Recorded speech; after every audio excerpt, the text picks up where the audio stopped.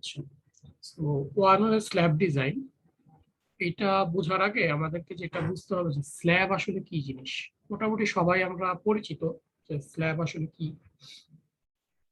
তো এখানে প্রথমে আমি যেটা নিয়ে একটু কথা বলতে চাচ্ছি সেটা হলো যে আমাদের বিল্ডিং গুলোতে ফ্লোর সিস্টেমটা জেনারেলি কিরকম হয়ে থাকে। তো ফ্লোরের আমরা যদি ফুল স্ট্রাকচারাল ভিউটা আগে একটু চিন্তা করি, যে এখানে স্ল্যাব থাকে, বিম থাকে, কলাম থাকে। প্রতিটা জিনিসই আমাদের কাছে এখন পরিচিত। এবং আমরা যখন স্ল্যাবের উপরে লোড দেই, লোড দেওয়ার অর্থ হচ্ছে এটার উপরে লাইভ লোড থাকতে পারে বা ডেড লোড থাকতে পারে, যাই থাকবে সেটা জেনারেলি প্রথমে হচ্ছিল বিমে আসে। এবং এই সব জায়গা থেকে যখন লোড দেওয়া হচ্ছে সবকিছু বিমে চলে আসে। বিম থেকে পরবর্তীতে হচ্ছিল কলামে ট্রান্সফার হয়। তো এটা হচ্ছিল জেনারেল আমার লোড ট্রান্সফার মেকানিজম, একটা জেনারেল স্ট্রাকচারের ক্ষেত্রে। এই যে লোড ট্রান্সফার মেকানিজমটা আছে, এটা অনেকাংশে ডিপেন্ড করে যে তুমি কি কি স্ট্রাকচারাল মেম্বার আসলে এখানে দিচ্ছ। তুমি কি বিম দিচ্ছ না দিচ্ছ না, তুমি কি বিম একদিকে দিচ্ছ নাকি সব দিকে দিচ্ছ, এদিকেও বিম থাকতে পারে। এই জিনিসগুলোর উপর ডিপেন্ড করে আসলে এগুলোকে ক্লাসিফাই করা যায়। আমরা এখানে যেটা ডিজাইন শেখার জন্য বলতেছি সেটাকে আমরা বলতেছি ওয়ান ওয়ে স্ল্যাব। তো ওয়ান ওয়ে স্ল্যাবের ক্ষেত্রে যেটা হয় যে জেনারেলি স্ল্যাবের দুই দিকে হচ্ছিল বিম থাকে এবং এই স্ল্যাব থেকে লোডটা দুই দিকের বিমে হচ্ছিল চলে যায়। সো এই দিকে যেহেতু কোনো বিম থাকবে না, এই ডিরেকশনটায় এই দিকে কোনো লোড আসার কথা না। সো যেহেতু শুধুমাত্র একটা ডিরেকশনে লোডটাকে ট্রান্সফার করতে পারতেছে এই স্ল্যাবটাকে আমরা বলি হচ্ছিল ওয়ান ওয়ে স্ল্যাব। এটা আমি আরেকটু ডিটেলস পরে আসবো, এখানে জাস্ট খালি নামগুলা কেন বা কিভাবে ফরমেশন সেটা বলে আমি সামনে একটু আগাই। আচ্ছা, একইভাবে এটার যদি আমি ডিফরমেশন শেপটা চিন্তা করি, যে ডিফরমেশন শেপটা কিরকম হবে, সেটা হলো যে আমি লোড অ্যাপ্লাই করলে এইরকম করে সে আসলে স্যাগ করতে চাবে, যেমন একটা স্যাগিং টাইপের তার ডিফ্লেকশন শেপ হবে। এবং ডিফ্লেকশন শেপটাকে যদি আমরা চিন্তা করি, এটা কাইন্ড অফ সিলিন্ড্রিক্যাল শেপের হবে, একটা সিলিন্ডারের পোর্শন, একটা সিলিন্ডারের পোর্শন হিসাবে সেটা থাকবে, যেন এটাকে বলা হচ্ছে একটা সিলিন্ড্রিক্যাল শেপ। সিলিন্ড্রিক্যাল শেপ এটা বোঝার ইম্পর্টেন্সটা কোথায়? এর ইম্পর্টেন্সটা হচ্ছে যে আমরা রিইনফোর্সমেন্ট আসলে কোথায় দিব, কোথায় মোমেন্ট আসবে, এই জিনিসগুলো আসলে দেখার জন্যই আমাদেরকে এইভাবে চিন্তা করতে হবে। সেটা যখন এভাবে স্যাগিং হবে, বুঝতেই পারতেছো যে নিচে হলো টেনশন আসবে আর উপরে হচ্ছিল কম্প্রেশন আসবে। তাহলে টেনশন জোনে আমাদের হচ্ছিল রিইনফোর্সমেন্ট দিতে হয়। তার মানে আমি যদি চিন্তা করি, এই বটমে এই ডিরেকশনে রিইনফোর্সমেন্ট দিতে হবে। তার মানে যেদিকে লোড ট্রান্সফার হচ্ছে সেই ডিরেকশনে বটমে রিইনফোর্সমেন্ট দিতে হবে। সো এই বেসিক জিনিসগুলো এখান থেকে একটু জেনে নাও, তাহলে আমাদের ডিজাইনে বুঝতে ইজি হবে। এখন আমরা যদি চিন্তা করি যে এটার স্ল্যাবটার ক্ষেত্রে তো শুধু একদিকে, মানে একদিক বলতে হচ্ছে লোডটা একদিকে যাচ্ছে, এইদিকে এবং এইদিকে হচ্ছিল বিম আছে। যদি বাকি দুই সাইডেও বিম থাকে তখন কি হতে পারে? তখন যেটা হতে পারে যে সেটার বিহেভিয়ারটা হবে এরকম, যেটা যখন ডিফ্লেক্ট করবে, ডিফ্লেকশনটা ম্যাক্সিমাম হবে হচ্ছিল মাঝখানে, এই জায়গাটাতে ম্যাক্সিমাম ডিফ্লেকশন হবে। তার মানে বোঝা যাচ্ছে যে এটা এই দিকেও কিছুটা বেঁকে যেতে চাবে, যেহেতু এইখানে এখানে সাপোর্ট পাচ্ছে, এই দিকেও কিছুটা বেঁকে যেতে চাচ্ছে। তার মানে এটা হচ্ছে হলো বোথ সাইডে আসলে লোডটাকে ট্রান্সফার করবে, এইদিকেও ট্রান্সফার করবে এবং তার পারপেন্ডিকুলার ডিরেকশনও ট্রান্সফার করবে। সো এটা এখান থেকে আরো ভালো বোঝা যাবে যে এইদিকে কিছুটা ট্রান্সফার করবে লোড, এদিকে হচ্ছিল কিছুটা ট্রান্সফার করবে লোড। এবং এটার যে শেপটা হবে, শেপটাকে বলা হচ্ছিল ডিশ শেপের। সো ডিশ শেপ বলতে হচ্ছিল আমাদের যে ডিশ অ্যান্টেনা আছে ওটার যদি শেপটা একটু ভালো করে চিন্তা করো, যে সার্কুলার এবং একটা জায়গায় হচ্ছে হলো ম্যাক্সিমাম ডেপথ থাকে, তো অনেকটা ওই শেপের মতো হচ্ছে ডিশ শেপের। তো এটার ক্ষেত্রে বোথ সাইডে হচ্ছে হলো তোমার লোডটা ট্রান্সফার হবে। এটাই হচ্ছিল ওয়ান ওয়ে স্ল্যাব আর হচ্ছিল টু ওয়ে স্ল্যাব। এটা ডিপেন্ড করতেছে আসলে বিম কয় দিকে সাপোর্টেড আছে।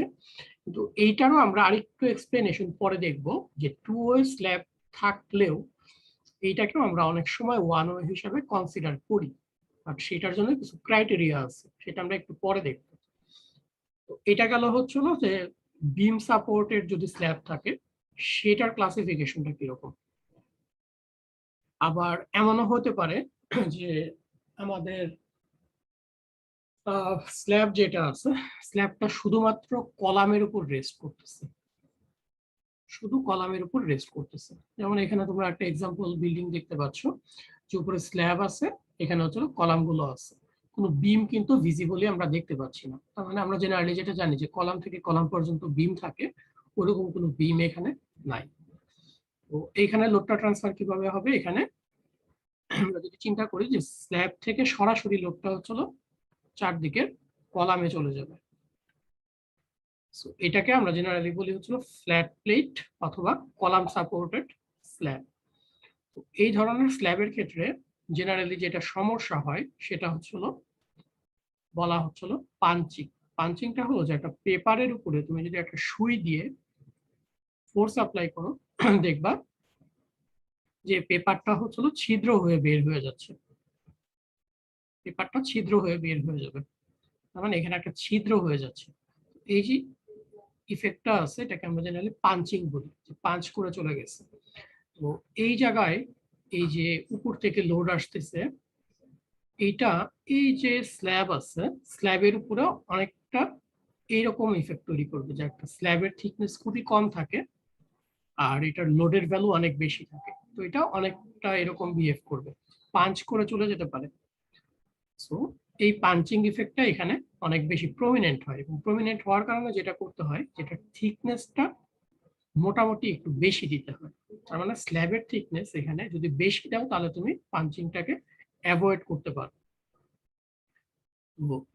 এই জিনিসটা হচ্ছিল আমাদের এখানে প্রয়োজন হয়। আর আরেকটা কাজ করা যায় সেটা হচ্ছিল যে থিকনেস যদি তুমি কম রাখতে চাও সেক্ষেত্রে কিছু স্পেশাল রিইনফোর্সমেন্ট তোমাদের প্রয়োজন হবে। তো এই ফ্ল্যাট প্লেট স্ল্যাবটা তোমার 3-2 তে যে পড়বা ডিজাইনটা, তো এটা হচ্ছিল ফ্ল্যাট প্লেট। এই টাইপের স্ট্রাকচারের সমস্যা হলো যে এটা গ্র্যাভিটি লোড এবং আর্থকোয়াক লোড বা ল্যাটারাল লোড যাই বলো না কেন, বোথ সাইডের জন্যই ভালনারেবল। গ্র্যাভিটি লোডে যেটা বললাম যে পাঞ্চিং হওয়ার সম্ভাবনা অনেক বেশি থাকে যদি তুমি এডিকুয়েট হাইট না দাও বা থিকনেস না দাও বা রিইনফোর্সমেন্ট না দাও। আর ল্যাটারালি যেটা হবে, সো এইখানের যে কলাম এবং স্ল্যাবের সিস্টেমটা, এটা ল্যাটারাল লোডের জন্য খুব বেশি স্টেবল না, খুব দ্রুত হচ্ছিল ফেল করে যায়। সো তার কিছু স্টেবিলিটির সমস্যা হয় যখন ল্যাটারাল লোড আসে। সো আমরা হচ্ছিল সাইসমিক্যালি যেগুলো ভালনারেবল জোন আছে সেগুলোতে আসলে এই টাইপের স্ট্রাকচার খুব একটা ব্যবহার করি না, যদিও আমাদের বাংলাদেশে এটা খুব একটা প্রেফারেবল না, কিন্তু দেখবা যে অনেক রিজিয়নে এটা আসলে করে। বাট বর্তমান বিএনবিসি যেটা নতুন আপডেট হয়েছে সেই অনুযায়ী খুবই রেস্ট্রিকশন দেওয়া হয়েছে এই ধরনের স্ট্রাকচারের উপরে যাতে না করা হয়। আচ্ছা, তোমরা কি আমার কথা শুনতে পাচ্ছ সবাই? জি স্যার। ওকে। এখন এইটার যেহেতু একটা সমস্যা হচ্ছিল যে পাঞ্চ করে চলে যাবে, সো এইটার অল্টারনেটিভ একটা জিনিস করা যেতে পারে, সেটা হলো যে আমি পুরো স্ল্যাবের থিকনেস যদি না বাড়াই, যেখানে পাঞ্চিং এর সমস্যাটা হচ্ছে সেই জায়গাটার আমি থিকনেস বাড়ায় দিতে পারি। এটা একটা ইকোনমিক্যাল সলিউশন, যে আমি পুরোটার থিকনেস না বাড়ায় দিয়ে যেখানে আমার কলাম আছে সেখানে আমি থিকনেসটাকে বাড়ায় দিব। সেই কারণে দেখো এখানে দুইটা অংশ আছে, একটাকে বলতেছে হচ্ছিল তোমার ড্রপ প্যানেল।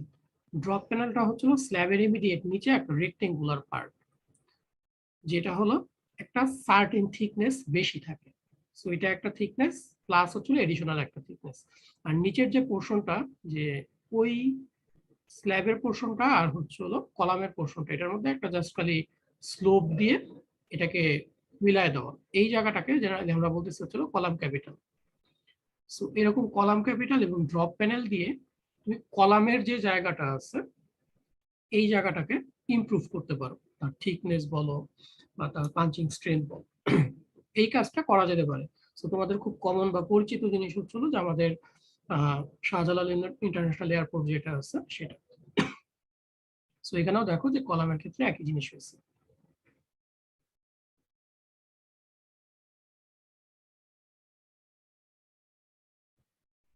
আচ্ছা, তো এই ধরনের কেসে আমরা এটা ব্যবহার করতে পারি, কিন্তু আগেই যেটা বললাম যে ল্যাটারাল ফোর্সের জন্য এটাও আসলে স্টেবল না। এটা হয়তো বা পাঞ্চিংটা কিছুটা ইমপ্রুভ করবে, কিন্তু ল্যাটারাল যে স্টেবিলিটি সেটা আর এটার মধ্যে তেমন কোনো পার্থক্য থাকবে না। সো এটা আর্থকোয়াক প্রোন এরিয়া যেগুলো আছে, স্পেশালি হাই রাইজ বিল্ডিং, যদি 6 তলা 7 তলা, এটা যেহেতু জাস্ট 2 তলা বা 3 তলা, ইটস ওকে, কোনো সমস্যা নেই। কিন্তু 4-5 তলা বা 6 তলা ওইভাবে আমরা আসলে এটা যেতে পারি না। তো এই ধরনের বিল্ডিং গুলোকে আমরা জেনারেলি ফ্ল্যাট স্ল্যাব বলি। ফ্ল্যাট স্ল্যাব বা কলাম সাপোর্টেড দুইটাই, বাট এটা হলো ফ্ল্যাট প্লেট, এটাকে বলা হয় ফ্ল্যাট স্ল্যাব। এছাড়াও আমাদের আরো 2 টাইপের ফ্লোর সিস্টেম আছে। একটা হচ্ছে হলো যে ওয়ান ওয়ে জয়েস্ট বা রিফট স্ল্যাব। জিনিসটা খুব ইজিলি যদি বুঝাইতে চাই, সেটা হলো যে ধরো তোমার 2টা বিম থাকবে।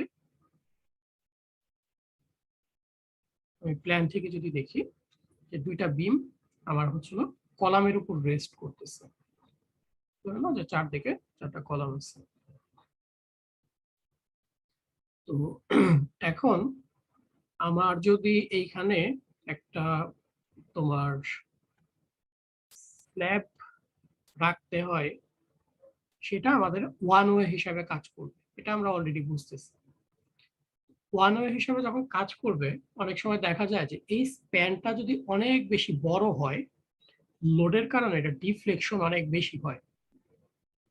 তো সেই ডিফ্লেকশনটা রেজিস্ট করার জন্য একটা কাজ করা যায়, সেটা হলো যে এইটার ভিতরে এই বিম থেকে বিম পর্যন্ত আমরা কিছুটা ক্রস বিম দিতে পারি, যাতে করে তার ডিফ্লেকশনটা কমে যায়।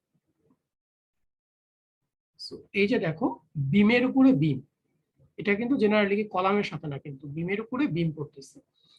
এই ধরনের স্ট্রাকচারাল সিস্টেম, এটা হচ্ছে ওয়ান ওয়ে লোড যাবে এক ডিরেকশনে, বাট এখানে হচ্ছে কিছু এগুলোকে রিব বা জয়েস্ট বলে, যার কারণে এটা বলতেছে ওয়ান ওয়ে জয়েস্ট আর রিফট স্ল্যাব। এখন এই এক্সাম্পলটা দেখো, যে এখানে হচ্ছে না আমাদের যে 2টা মেইন বিম সেগুলো কলামের উপরে আছে, আর এই যে অংশগুলো আছে সেগুলো হচ্ছিল ক্রস বিম, বা এগুলোকে রিব বা জয়েস্ট বলা হচ্ছে। তো এইরকম হতে পারে। তো এক্সাম্পল হিসেবে এখানে দেখো যে তোমার এই যে মেইন বিম, এটা তার উপরে হচ্ছিল ক্রস বিম। তো এটার ডেপথটা জেনারেলি এটার থেকে একটু বড় হতে পারে অথবা সমান হতে পারে, কিন্তু এটা থেকে কখনো ছোট হবে না। তো এই যে বড় বিমগুলো আছে, এটাকে জেনারেলি বলা হয়েছিল গার্ডার, এটাকে গার্ডার বলে। আর রিব আর জয়েস্ট যেগুলোকে বলতেছি সেগুলোকে আমরা জেনারেলি ক্রস বিম বলতে পারি। সো গার্ডার ইটসেলফ হচ্ছিল বিম। যদি কোনো বিম তার অন্য আর একটা বিমের উপর রেস্ট করে, এই বিমটাকে জেনারেলি আমরা বলি হচ্ছিল গার্ডার, আর এগুলো হচ্ছিল ক্রস বিম। সো এখানে লোড ট্রান্সফার হবে হচ্ছিল শুধু এই ডিরেকশনটায়, ওয়ান ওয়ে হিসাবে। আচ্ছা, এটা গেল হচ্ছিল যে ওয়ান ওয়ে যদি করতে হয়। এখন কথা হচ্ছে যদি এই দিকেও অনেক বেশি তোমার স্প্যান থাকে, তাহলে এইদিকেও কিন্তু ডিফ্লেকশনটাকে অনেক সময় রেজিস্ট করতে হবে। তো সেই ক্ষেত্রে অল্টারনেট আর একটা ওয়ে হতে পারে যে এইখানে তুমি একইভাবে ক্রস বিম দিয়ে দিবা, তাহলে জিনিসটা টু ওয়ে হবে। সেক্ষেত্রে অবশ্যই এখানে বিম থাকবে। সো এটা হবে ছিল টু ওয়ে জয়েস্ট সিস্টেম। তো এরপরে যেটা আমরা এখানে দেখতেছি সেটা হচ্ছিল টু ওয়ে জয়েস্ট সিস্টেম বা ওয়াফেল স্ল্যাব, এটাকে সরাসরি ওয়াফেল স্ল্যাব বলে। তো এখানে দেখো এগুলো সবই হচ্ছিল ক্রস বিম, পারপেন্ডিকুলার ডিরেকশনে যাচ্ছে। সো আমাদের আহসানুল ইউনিভার্সিটির যে এই পোর্শনটা, এটার সাথে তোমরা সবাই মোটামুটি পরিচিত। এই জায়গাটা আসলে এরকম ওয়াফেল স্ল্যাব করা হচ্ছে, কারণ এটার দুই দিকের লেন্থ অনেক বড়, তার মানে ফ্রি স্পেস অনেক বেশি। এখানে যদি তুমি নর্মাল চিকন স্ল্যাব দিতা, অনেক বেশি ডিফ্লেকশন হতো, যেটা আসলে প্র্যাকটিক্যালি ফিজিবল না। সেই ক্ষেত্রে আমাকে এখানে যেটা করতে হয়েছে যে ওয়াফেল স্ল্যাব দিতে হয়েছে, শুধুমাত্র ডিফ্লেকশনটাকে কন্ট্রোল করার জন্য। তো এটা আরেকটা সিস্টেম। আচ্ছা, তো যাই হোক, আমরা মোটামুটি আইডিয়া করতে পারবো এখন যে আমাদের কি কি টাইপের ফ্লোর সিস্টেম আসলে আছে। এখন এই ফ্লোর সিস্টেম থেকে আমরা 3-1-এ শুধুমাত্র হচ্ছে হলো তোমার ওয়ান ওয়ে যে স্ল্যাব আছে সেটা ডিজাইন শিখবো, আর টু ওয়ে স্ল্যাব যেটা বিম সাপোর্টেড এবং ফ্ল্যাট প্লেট কলাম সাপোর্টেড এবং হচ্ছে হলো এগুলো আমরা 3-2 তে যে পড়বো আরসিসি 2 তে। আর 1 ওয়ে জয়েস সিস্টেম বা 2 ওয়ে জয়েস সিস্টেম এটা আন্ডারগ্র্যাড লেভেলে জেনারেলি পড়ানো হয় না, এটা মাস্টার্স লেভেলে অ্যাডভান্স কনক্রিট ইঞ্জিনিয়ারিং একটা কোর্স থাকে, সেখানে আসলে পড়ানো হয়। বাট তোমাদের যদি 1 ওয়ে 2 ওয়ে স্ল্যাব সিস্টেম জানো, বিম ডিজাইন জানো, এগুলো তোমরা নিজেরা জাস্ট রিড আউট করলে পরবর্তীতে দেখবে যে করা যায়, বেসিক্সই সবার ক্ষেত্রে। যাই হোক, এখন হচ্ছে আমরা 1 ওয়ে বা বিম সাপোর্টেড স্ল্যাব যেটা নিয়ে অ্যাকচুয়ালি কথা বলতে চাচ্ছি। সো এটার একটা ডিটেইল বিহেভিয়ার কিরকম হয়, কোথায় ম্যাক্সিমাম মুভমেন্ট হয়, এই জিনিসগুলো একটু দেখি, চেষ্টা করি বোঝার জন্য। তো এটা হচ্ছে একটা 1 ওয়ে স্ল্যাব, যেটা আমরা অলরেডি ব্যাখ্যা করে আসলাম যে দুই দিকে তার বিম থাকবে আর এইদিকে হচ্ছে হলো লোডটা তাহলে ট্রান্সফার হবে। সো এখানে যখন আমরা বিম অ্যানালাইসিস করি, দুইটা জিনিস আমাদের জন্য জানা দরকার। সেটা হচ্ছে একটাকে বলা হয় শর্ট ডিরেকশন আর একটাকে বলা হয় long direction. So short direction এবং লং ডিরেকশন জেনারেলি ডিপেন্ড করে হচ্ছে স্প্যানের লেন্থের উপর। এদিকে লেন্থ ছোট, সো এটাকে আমরা বলবো হচ্ছে শর্ট ডিরেকশন। সো এটা পরবর্তীতে যাতে ভুল না হয়। আর এইদিকে হচ্ছে লং স্প্যান, সো এটাকে আমরা বলতে পারি হচ্ছে লং ডিরেকশন। আমাদের যখন রিইনফোর্সমেন্ট দিতে হবে, রিইনফোর্সমেন্টের সময় জিনিসগুলো ইম্পর্টেন্ট যে কোন ডিরেকশনে আমরা রিইনফোর্সমেন্ট প্রোভাইড করব। আচ্ছা, তো এটাকে যদি ডিফ্লেক্ট করতে হয় তাহলে এটার উপরে যদি ধরো WPSF লোড আমি অ্যাপ্লাই করি, তাহলে এইভাবে ডিফ্লেক্ট করবে ইউনিফর্মলি ডিস্ট্রিবিউটেড লোডের জন্য। সো এই ডিফ্লেক্টেড শেপটা আমি জাস্ট একটা সফটওয়্যার দিয়ে এখানে অ্যানালাইসিস করে দেখাচ্ছি তোমাদেরকে। সো ডিফ্লেক্টেড শেপটা অনেকটা এই টাইপের হবে এবং এই শেপটা দেখে মোটামুটি তোমরা বুঝতে পারতেছো যে এই পয়েন্টে যেটা মিড পয়েন্ট হবে বা মিড স্প্যানের পয়েন্ট হবে, সেখানে আসলে ম্যাক্সিমাম ডিফ্লেকশনটা হবে। সো সবার ক্ষেত্রে একই কথা যে এই লাইন বরাবর হচ্ছিল ম্যাক্সিমাম ডিফ্লেকশনটা হবে। তো আমরা যদি এটার বেন্ডিং মোমেন্ট ডায়াগ্রামটা একটু ড্র করি, যদি এটা একটা বিম হইতো, সিম্পলি সাপোর্টের একটা বিম হলে তার বেন্ডিং মোমেন্ট ডায়াগ্রামটা এরকম। তো জেনারেলি ডিফ্লেকশন যেখানে ম্যাক্সিমাম হয় সেখানে বেন্ডিং মোমেন্ট ম্যাক্সিমাম হয়। এটা মোটামুটি তোমরা বিম অলরেডি অ্যানালাইসিস করছো বা ডিফ্লেকশন বের করছো, মোটামুটি এটা জানার কথা যে জেনারেলি মোমেন্ট যেখানে বেশি হয় সেখানে ডিফ্লেকশন বেশি হয় বা ভাইস ভার্সা, যে ডিফ্লেকশন বেশি হলে সেখানে মোমেন্ট বেশি হয়। তার মানে আমি যদি এই মোমেন্টের জন্য এই স্ল্যাবটাকে অ্যানালাইসিস করি, অ্যানালাইসিস কিভাবে করব সেটা আমরা আরো পরে যাব। আমরা ধরে নিতে পারি যে আমাদের ম্যাক্সিমাম মোমেন্টটা এই লাইনের এখানেই থাকবে। আচ্ছা, তো সফটওয়্যার যে আমি যদি এটাকে অ্যানালাইসিস করি যে তার মোমেন্ট কত, মোমেন্টটা কোন ডিরেকশনে, শর্ট ডিরেকশনে, এবং শর্ট ডিরেকশনে আমি মোমেন্টটাকে বের করতে চাচ্ছি। সো মোমেন্ট আসলে সফটওয়্যার যেভাবে দেখায় সেটাকে বলা হয়েছিল কালার কন্ট্রোল, যে যেসব জায়গায় হচ্ছিল একই মোমেন্টের ভ্যালু থাকবে সেম কালার দিয়ে সে হচ্ছিল শো করবে। তো এখানে দেখো কালারটা হচ্ছে এটা almost purple colour, red colour, এটা হচ্ছিল জিরো মোমেন্ট, আর এখানে হচ্ছিল ব্লু কালারটা হলো ম্যাক্সিমাম। তো দেখো এই যে জায়গাটা আছে এখানে হচ্ছিল ম্যাক্সিমাম এবং এইখানেও মোটামুটি একটু ছড়ানো আছে জোনটা। তো যেহেতু এটা কালার কোড, এটার প্রত্যেকটার ভ্যালু আমরা আসলে বের করতে পারবো এবং নীলের ভিতরেও ভ্যালুর পার্থক্য আছে কিছুটা। তার মানে আমরা যেটা গেজ করতেছিলাম যে এখানে ম্যাক্সিমাম ডিফ্লেকশন হবে, এই রেঞ্জেই হচ্ছিল ম্যাক্সিমাম মোমেন্ট হবে, এটা মোটামুটি আমরা বুঝতে পারলাম যে এখান থেকে যে হ্যাঁ এইখানেই হবে।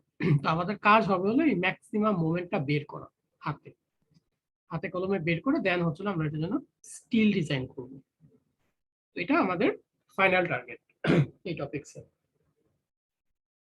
তো এটা গেল হচ্ছিল যদি 1 ওয়ে আমার হচ্ছিল স্ল্যাব হয়। আচ্ছা, আমি একটু পজ দিই, তোমরা কি বুঝতেছো আমি কি বলতে চাচ্ছি?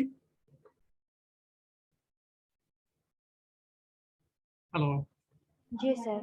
ওকে, আমি ইউনিভার্সিটিতে আসছি তো, সো একটু কথাবার্তা মাঝে মধ্যে বলো, আদারওয়াইজ নেটের প্রবলেম হচ্ছে কিনা বুঝতে পারবো না। আচ্ছা, এখন এই একই স্ল্যাবটাকে যদি আমি চিন্তা করি যেটা 2 ওয়ে হিসেবে কাজ করবে, তার মানে এইখানে লং ডিরেকশনে এবং শর্ট ডিরেকশনে সব দিকেই হচ্ছিল তার বিম থাকবে। তার মানে এই ক্ষেত্রে তার ডিফ্লেকশন শেপটা অনেকটা এরকম হয়, ওই যে বললাম যে ডিশ শেপের হয়। তার মানে একদম মাঝখানে আমার হচ্ছিল ম্যাক্সিমাম ডিফ্লেকশনটা কনসেন্ট্রেটেড অবস্থায় থাকবে, আর এইদিকে হচ্ছে হলো ধীরে ধীরে ডিফ্লেকশনটা কমবে, যেহেতু এখানে বিম আছে চারদিকে। এটা হচ্ছে তার ডিফ্লেকশন শেপ। তার মানে আমি বুঝতে পারতেছি এখান থেকে যে লোডটা এদিকেও ট্রান্সফার হবে কিছুটা, যেহেতু সাপোর্ট পাচ্ছে, এদিকেও ট্রান্সফার হবে কিছুটা। এই লোড ট্রান্সফারটা আমাদের হচ্ছে বোথ ডিরেকশনে থাকবে, লোড ট্রান্সফার এটা। এবং আমরা যদি সাইড থেকে দেখি দুই দিকে আসলে ডিফ্লেকশন হবে। এইটার ক্ষেত্রে যদি আমরা ম্যাক্সিমাম মোমেন্টটা চিন্তা করতে চাই, ম্যাক্সিমাম মোমেন্টটা কোথায় হওয়ার কথা বলতে পারবা? মাঝখানে। মাঝখানের এই জায়গাটায় ম্যাক্সিমাম মোমেন্ট হওয়ার কথা। তাহলে আমরা এখন যদি কালার কন্ট্রোলে যাই, সেই একই জিনিস যে আমাদের এই কালারটা মিন করতেছে হচ্ছিল মিনিমাম মোমেন্টের ভ্যালু, ব্লু কালারটা মিন করতেছে ম্যাক্সিমাম মোমেন্ট।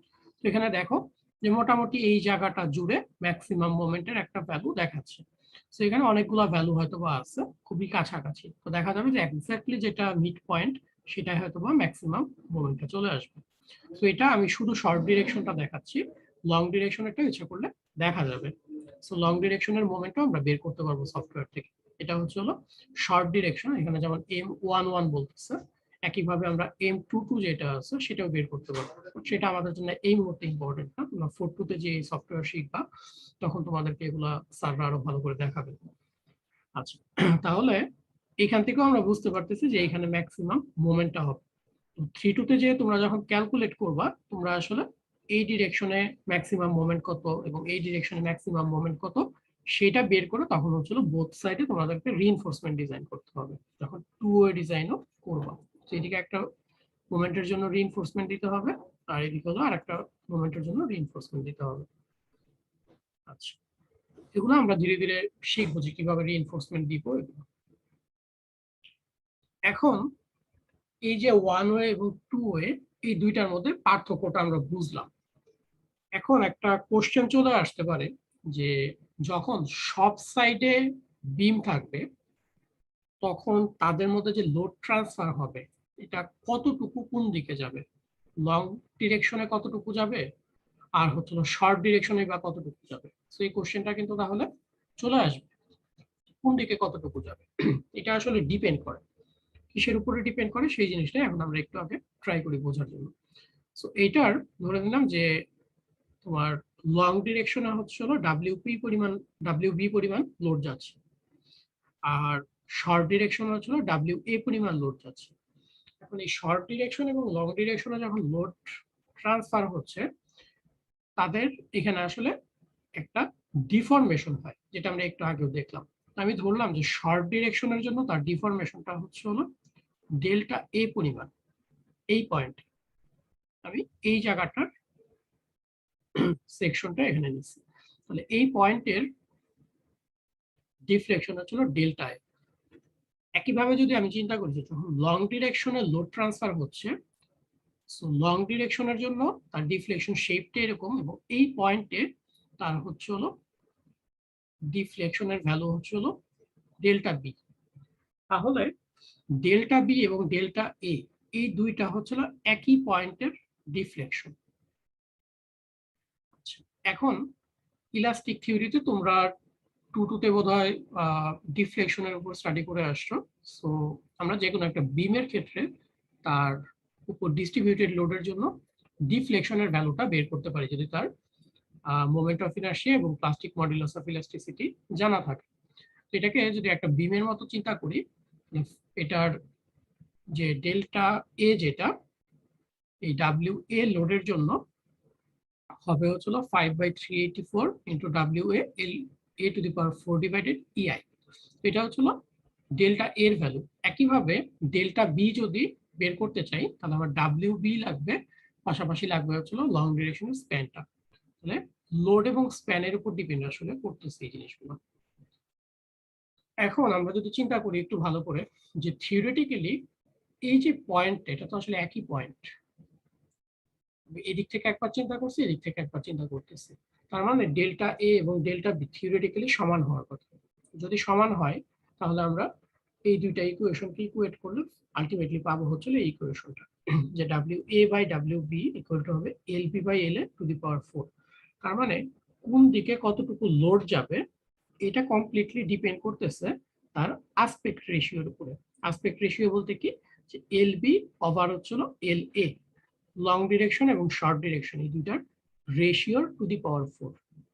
তার মানে এই রেশিওটা যদি আমরা চেঞ্জ করে ফেলি তাহলে লোড ট্রান্সফার কতটুকু কোন দিকে হবে এটা অনেকাংশে চেঞ্জ হয়ে যাবে। তো এখন আমরা একটু এক্সাম্পল হিসেবে কয়েকটা কেস একটু স্টাডি করি যে কি অবস্থা দাঁড়াইতে পারে। তাহলে আমাদের এই ইকুয়েশনটা আমরা এখানে লিখে রাখলাম। ধরে নাও যে একটা স্কোয়ার প্যানেল, তো স্কোয়ার প্যানেলের এল এ এবং এল বি হচ্ছে সমান। তার মানে এটার এল এ এল বি সমান। তার মানে ডাব্লিউ এ এবং ডাব্লিউ বি আমরা যদি এই ইকুয়েশনে 1 বসাই দিই তাহলে দুটো সমান হওয়ার কথা। তার মানে ডাব্লিউ এ এবং ডাব্লিউ বি যেহেতু সমান, তার মানে বোথ ডিরেকশনে সেম পরিমাণ লোড আসলে ট্রান্সফার হচ্ছে। আচ্ছা, এখন আমরা এই কেসটাকে আরেকটু বাড়াই, যে আমার লেন্থ রেশিও যেটা সেটা আমি ধরে নিচ্ছি 2। তার মানে তোমার লং স্প্যান যেটা সেটা মোটামুটি শর্ট স্প্যানের দ্বিগুণ। এই কেসটা যদি আমরা চিন্তা করি তাহলে দেখা যাবে যে ডাব্লিউ বি হচ্ছে ডাব্লিউ এর 16 ভাগের 1 ভাগ।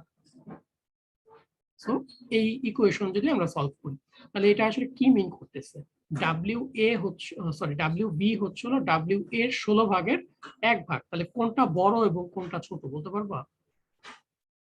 এখান থেকে কোনটা বড় কোনটা ছোট? স্যার ফার্স্ট একটা না স্যার, কেস 1। না, আমার কেস 1 শেষ, কেস 1 শেষ। এটা তো দুইটাই হচ্ছিল সমান, বোথ সাইডে সমান পরিমাণ লোড যাচ্ছে। যখন কেস 2 তে চলে আসতেছি, যখন এল বি ইকুয়াল টু ছিল 2i এল, তখন ডাব্লিউ বি ইকুয়াল টু ছিল ডাব্লিউ এ বাই 16।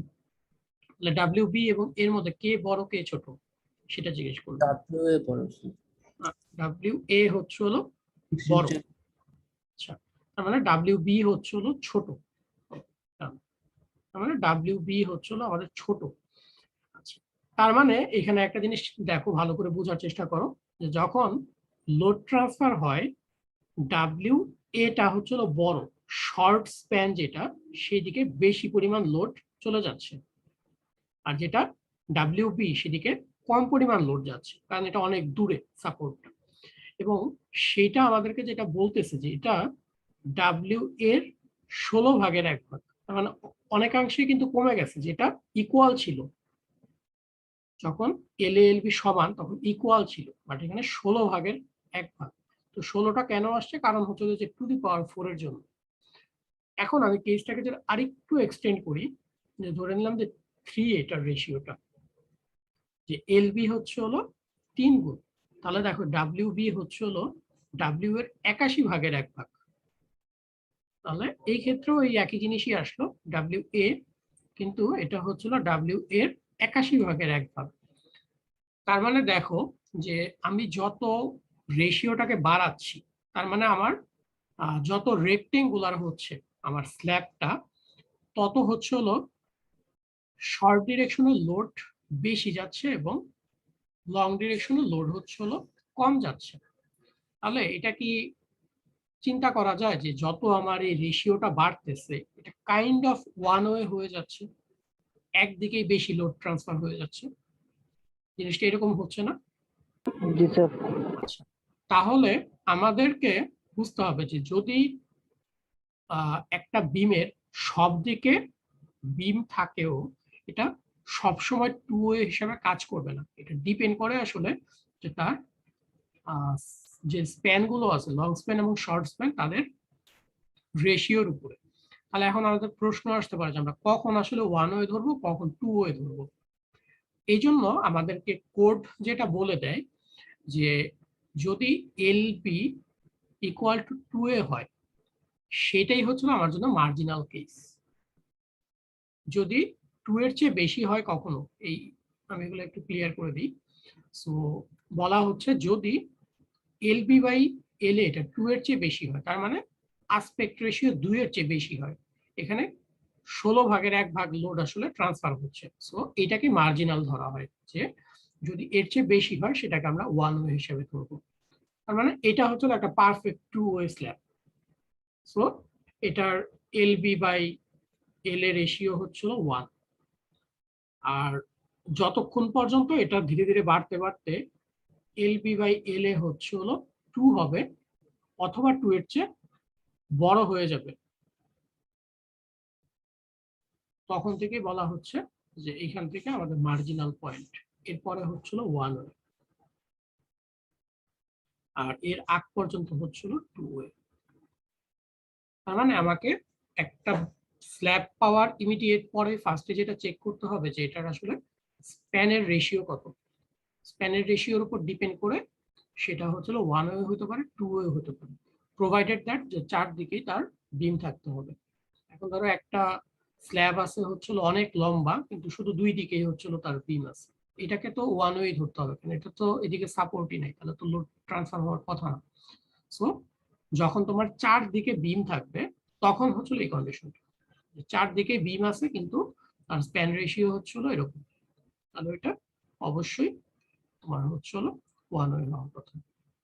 আচ্ছা, এ পর্যন্ত যা কিছু বলছি কোনো জায়গায় যদি কনফিউশন থাকে বলো, আর যদি কনফিউশন না থাকে তাহলে আমি সামনে আগাবো একটু। আচ্ছা, এখন আমাদের ওয়ান ওয়ে স্ল্যাব আমরা বুঝতে পারলাম যে কখন কখন হতে পারে, দুইটা ভাবে হতে পারে। এক হচ্ছিল যদি শুধু দুই দিকে বিম থাকে সেটা ওয়ান ওয়ে হবে ডেফিনেটলি, যেমন এখানে একটা কেস যেটা দেওয়া আছে, এটা রেশিও যাই হোক না কেন এটা ওয়ান ওয়ে হতে বাধ্য কারণ এদিকে কোনো সাপোর্টই নেই। আর যদি চারদিকেই সাপোর্ট থাকে কিন্তু হচ্ছিল তোমার আসপেক্ট রেশিওর ভ্যালু 2 এর চেয়ে অনেক বেশি হয় বা 2 এর সমান হয়, সেক্ষেত্রে আমরা সেটাকে ওয়ান ওয়ে করব। আচ্ছা, এখন আমাদের যদি যেহেতু মেইন টার্গেট হচ্ছিল বিমটাকে ডিজাইন করা, তো এই বিমটাকে ডিজাইন করার জন্য আমাদেরকে মোমেন্ট বের করতে হয়। মোমেন্ট বের করার জন্য আমরা আসলে কি করব, আমরা অলরেডি বিম ডিজাইন শিখে আসছি। সো বিমের ক্ষেত্রে যেটা হয় যে এখানে জেনারেলি বি থাকে, এখানে হচ্ছিল ডি থাকে, আমরা হচ্ছিল এখানে কতটুকু রিইনফোর্সমেন্ট প্রয়োজন হয় সেটাকে ডিজাইন করি। সো এম এর ভ্যালু বের করে, এর ভ্যালু বের করে, এগুলো আমরা মোটামুটি শিখে আসি। যখন স্ল্যাব ডিজাইন করবা, স্ল্যাবের রিইনফোর্সমেন্ট কোথায় লাগবে সেটা আগে বুঝো। এটা যদি এইভাবে ডিফ্লেক্ট করে স্বাভাবিকভাবে নিচে হলো টেনশন আসবে। সো আমাদের এই যে রিইনফোর্সমেন্ট গুলা সেটা তার যে ডিরেকশনে লোড ট্রান্সফার হচ্ছে সেই ডিরেকশনে আসলে দিতে হবে রিইনফোর্সমেন্ট গুলো। রিইনফোর্সমেন্ট দিতে হলে আমাদের আসলে ইউনিফর্মলি ডিস্ট্রিবিউটেড ভাবে দিতে হবে জেনারেলি। সেই ক্ষেত্রে যেটা আমরা করি আসলে আমরা ধরে নেই এই যে বিটা আছে, বিটা আসলে কতটুকু হবে, এটাকে যদি একটা বিম হিসাবে ধরি পুরোটাই আসলে বি হবে যদি এটাকে আমি বিম হিসাবে চিন্তা করি। আমরা যেটা করি যে আমরা ওইভাবে না করে আমরা 1 ফিটের একটা স্ট্রিপ ধরি, 1 ফিট বা 12 ইঞ্চি যাই বলো না কেন, 1 ফিট বা 12 ইঞ্চির একটা স্ট্রিপ ধরে ওই স্ট্রিপের জন্য ডিজাইন করি। সো 12 ইঞ্চিতে আমার যে পরিমাণ রিইনফোর্সমেন্ট লাগবে সেইটাকে আমি এখানে জাস্ট খালি বসায় দিতে থাকি যে প্রতিটা 12 ইঞ্চিতে আমার কতটা করে রিইনফোর্সমেন্ট লাগবে। সো এটা হচ্ছে মেইন টার্গেট যে আমরা 12 ইঞ্চি একটা উইডথের জন্য একটা বিমের মতো করে ডিজাইন করব, ডিজাইন করে সেটাকে আসলে সব জায়গায় বসায় দিব। ঠিক আছে, এবং এখানে আমাদের মেইন টার্গেট থাকবে যে প্রতিটা রিইনফোর্সমেন্টের মধ্যে স্পেসিং কত সেটা বের করা। আমরা বিমে যেটা বের করতাম যে টোটালি কয়টা রিইনফোর্সমেন্ট লাগবে, তো যেখানে এখানে যেহেতু হচ্ছিল তোমার বিমের উইডথটা অনেক বেশি বড়, সেখানে নাম্বার অফ রিইনফোর্সমেন্টের থেকে তোমার হচ্ছিল স্পেসিংটা ইম্পর্টেন্ট। কারণ মানুষ যখন বসাইতে যাবে, ওয়ার্কাররা যখন বসাবে তারা গুনতে পারবে না যে কয়টা রিইনফোর্সমেন্ট এখানে, স্ল্যাব অনেক বড় থাকে। তারা যেটা করতে পারে প্রথম রিইনফোর্সমেন্টটা বসানোর পরে যে ঠিক আছে এটার পর 6 ইঞ্চি পরে একটা বসাবো, 6 ইঞ্চি পরে একটা বসাবো, এইভাবে করে চলে যাবে। তো এটা হচ্ছে মেইনলি যে অ্যানালাইসিসটা আমরা কিভাবে করব। আমি যেগুলো বললাম এগুলো সবই এখানে লেখা আছে, তোমরা নিজেরা পড়লেই বুঝতে পারবা। তো আমরা হচ্ছে আরো দুই একটা টপিকস আছে যেটা ডিজাইনের সাথে রিলেটেড, সেগুলো বলে আজকে শেষ করবো। আচ্ছা, এখন স্ল্যাব যখন আমরা ডিজাইন করব, ডিজাইনের আসলে দুইটা প্যারামিটার থাকে। একটা হচ্ছিল যে তার থিকনেস কতটুকু লাগবে সেটা আমাদেরকে ডিফাইন করে দিতে হবে, এবং সেই থিকনেস প্রোভাইড করার পরে কতটুকু রিইনফোর্সমেন্ট লাগবে সেটাও আমাদেরকে বের করতে হবে। তো স্ল্যাবের ক্ষেত্রে, ইভেন বিমের ক্ষেত্রে যে থিকনেস প্রোভাইড করবা, থিকনেস জিনিসটা আসলে ইম্পর্টেন্ট। আমরা যখন ডিজাইন করি আমাদের 2 থেকে 3টা প্যারামিটার নিয়ে ডিজাইন করতে হয়।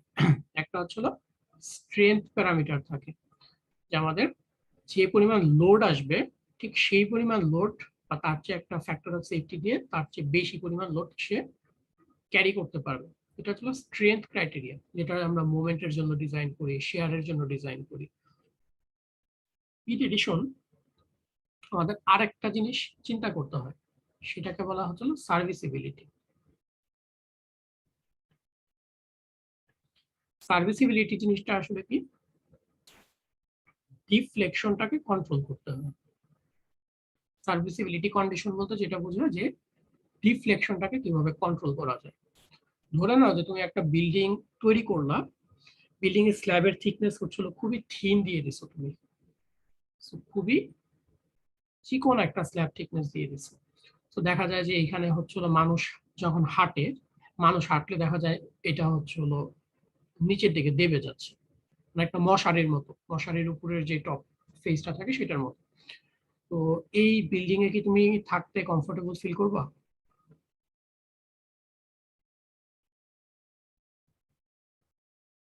কি তোমরা কি সবাই কমফোর্টেবল ফিল করবা এই বাসায় থাকতে? না স্যার।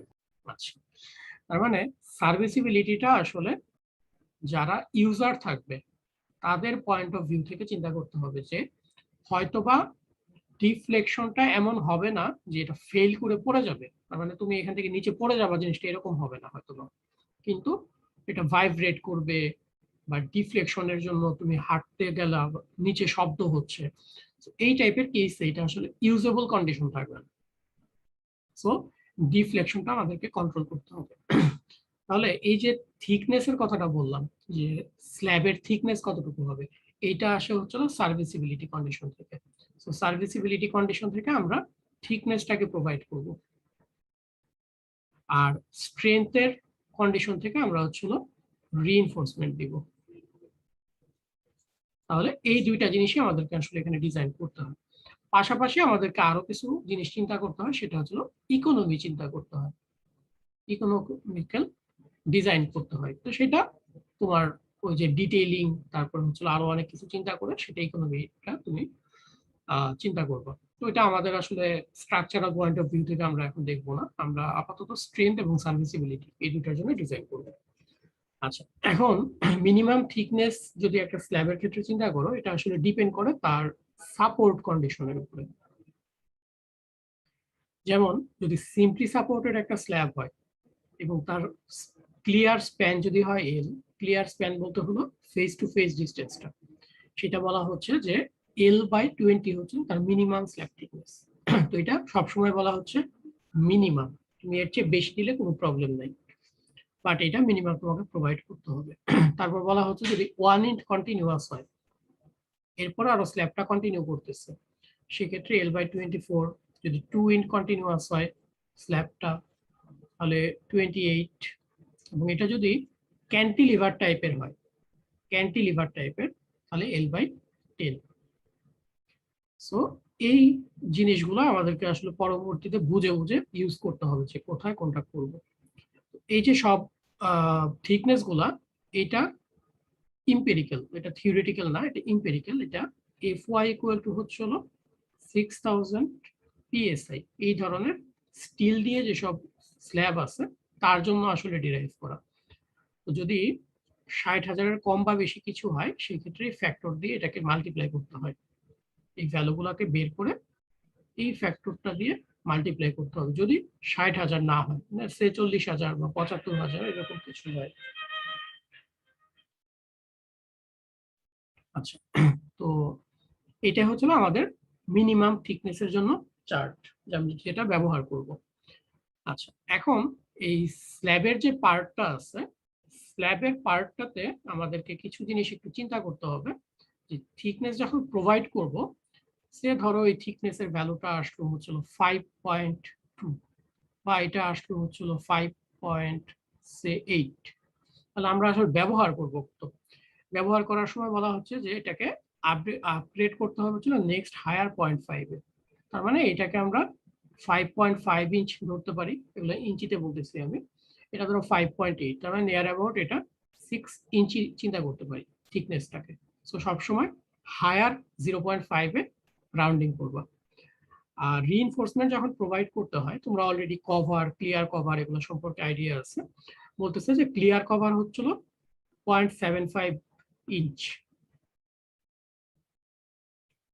এরকম থাকতে হবে, 0.05 ইঞ্চ।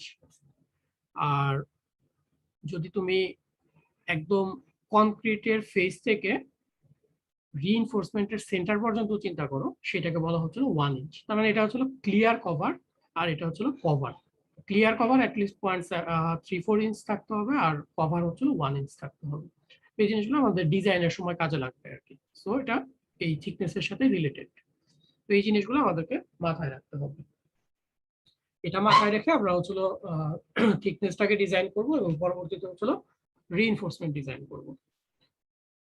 তো আজকে আমি এই পর্যন্তই রাখতে চাচ্ছি। নেক্সট দিন হচ্ছে হলো আরো কিছু 2-1টা জিনিস ডিসকাস করে আমরা হচ্ছে হলো ম্যাথ করতে পারবো। ঠিক আছে, তো তোমাদের যদি কোনো কোশ্চেন থাকে বলো। আর অ্যাটেন্ডেন্সটা সবাই দিয়ে দাও, আমি লিংক অলরেডি দিয়ে দিচ্ছি। কোনো কি কোশ্চেন আছে? মনে হয় না স্যার। মনে হয় না। স্যার, স্যার এই যে স্যার